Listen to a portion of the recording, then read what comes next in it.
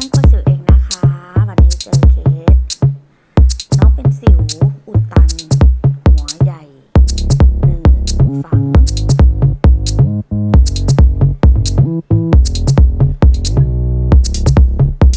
กระจังคะปิดเบาๆเสียงให้แม่หน่อยลูกแม่อัดคลิปอยู่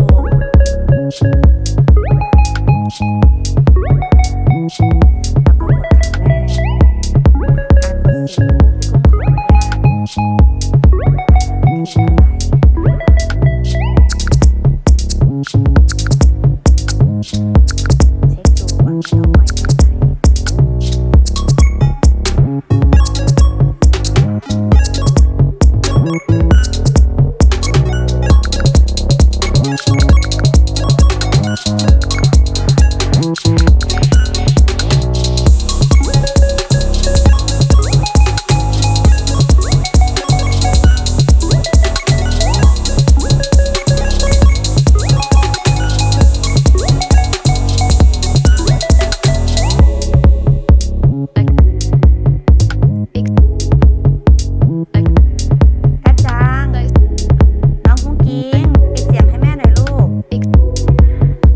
ให้แม่หน่อยค่ะ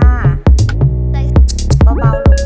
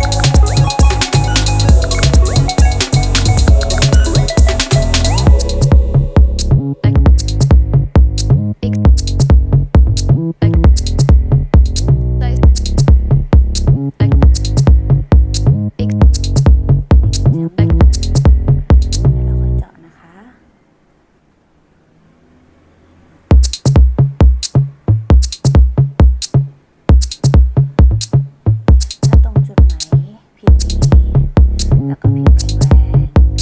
ในจุดนั้นกุ้งก็สามารถกดได้ให้ได้เลยนะคะแล้วก็กดออกได้ปริมาณเยอะแต่ถ้าตรงจุดไหนผิวมีปัญหา